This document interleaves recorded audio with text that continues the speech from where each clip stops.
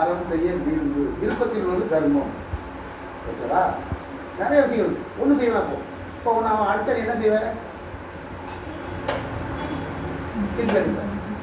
அம்மாட்ட திருப்பி அடிப்பேன். ஒரு சின்ன குழந்தை அடிச்சா ஏன் அடிக்க மாட்டேன்? சின்ன அடிக்க மாட்டேன். அது அடிக்க இதை ஏன் அடிக்க மாட்டேன்? அவள் அடிச்சா திருப்பி அடிக்கிறேன். இங்கே அடிச்சா குழந்தை அடிச்சா அடிக்க மாட்டேங்கிற. திருப்பி சிரிப்பியா? சிரிப்பேன். அப்படித்தானே? இது உலகத்தில் கோபத்தை அடக்கு. உலகத்தில் எல்லா லாங்குவேஜ் என்ன சொல்லுது? கோவப்படாதே, கோவப்பட்டா பாவம், கோவப்பட்டா கடவுள் தண்டிப்பாரு, கோவப்படாதே அது ஒரு உடம்பை கெடுக்கிறோம், கோவத்தை புண்ணிய கிடையாது, இப்படி தான் சொல்லிட்டு இருக்கு. தமிழ் மட்டும் தான் சொல்லிச்சு ரௌத்ரம் பழகு. தமிழ் என்ன சொல்லிச்சு? ரௌத்ரம் பழகு. ரௌத்ரம் என்ன? கோபம், கோபத்தை பழகு. அது இப்படி கோபத்தை பழகலாம்?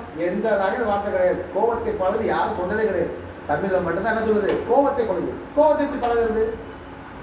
கோபத்தை எப்படி பழகுறது சொல்லு. எப்படி பழகுது? கோபத்தை பழகுது. இப்போ சைக்கிள் ஓட்டுறோம், சைக்கிள் ஓடி போயிட்டே இருக்கோம், வேகமாக ஓட்டுவோம். திடீர்னு மேடு வந்து என்ன செய்வோம்? பள்ளம் வந்து என்ன செய்வோம்? ஸ்லோவாக ஓட்டுவோம். அப்போ சைக்கிள் ஓட்ட பழகணும் இல்லையா? அப்போ கோபத்தை பழகு. கோபத்தை எப்படி பழகுறது? இது வித்தியாசமாக இருக்கு இல்லையா? தமிழ் என்ன சொல்லுங்க? கோபத்தை பழகு, ரௌத்திரம் பழகு. ரௌத்திரம் பழகுல சொன்னீங்கல்ல, பெரியவன் அடித்தா திருப்பி அடிப்பேன், குழந்தை அடித்தா சிரிக்கிறேன். இதுதான் பழகு. கோவத்தை எங்கே காட்ட வேண்டுமோ அங்கே காட்ட வேண்டும். கோவத்தை எங்கே காட்டக்கூடாதோ அங்கே காட்டக்கூடாது. அம்மா அடிச்சா திருப்பி அடிக்கியா? டீச்சர் அடிச்சா திருப்பி அடிக்கியா? நம்ம டீச்சர் நெருங்க முடியாது,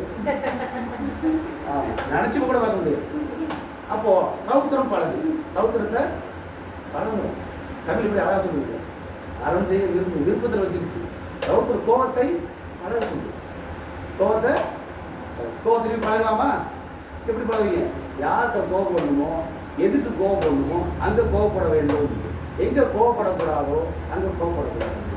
பழிவாங்கும் சக்தி இருந்து மன்னிப்பவனே உண்மையான ஹீரோ. பழி நம்ம அடிக்கிறான், இப்போ திருப்பி அடிச்சு அவன் தாங்க மாட்டான், உடனே அடிக்க முடியும். இருந்தால் நீ மன்னித்தால் நீ தான் ஹீரோ. பழிவாங்கும் சக்தி இருந்து மன்னித்தாலே உண்மையான ஹீரோ. இது சொன்னது யார்? நபிகள் நாயகம் சொன்னாங்க. பழிவாங்கும் சக்தி இருந்து மன்னிப்பவனே உண்மையான ஹீரோ. தமிழ் இப்படி அழகாக சொல்லியிருப்பார். அது சின்ன சின்ன விஷயங்கள்.